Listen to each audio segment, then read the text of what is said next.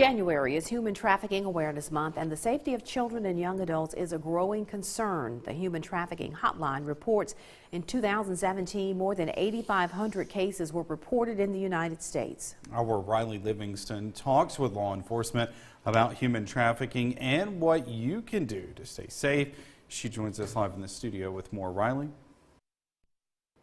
When some people think of human trafficking, they think of other countries or impoverished places. But in reality, it's happening in our own backyard.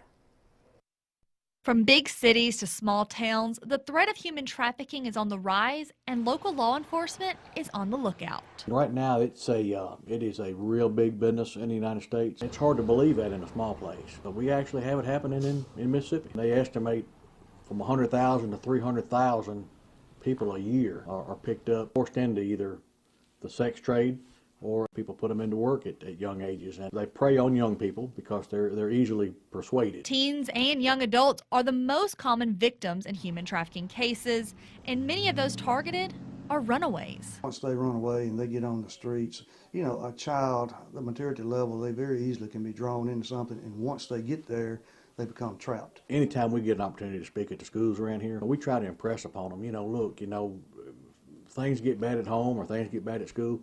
Running away is not the answer, because these children, they just don't see the bad in people. With the rise of social media, traffickers have easier access to potential victims, but there are some things parents can do to keep their kids from falling into the trap. The criminal, he uses every avenue he can to persuade his victims. Facebook and multimedia is an easy access. Just about all kids now have a cell phone. They befriend somebody that they think may be 15 or 16 years old when it may be somebody targeted in them, to get them away from home. Monitor what your kids are doing at all times. That is one of the biggest ways that we can protect our kids, is by knowing what they're doing.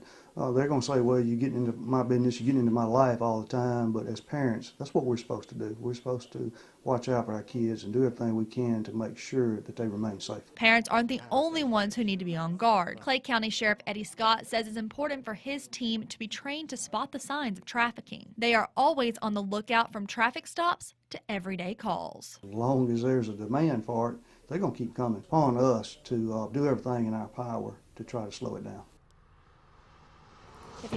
If you suspect someone is a victim or involved in human trafficking, you can call the Human Trafficking Hotline at 866-347-2423.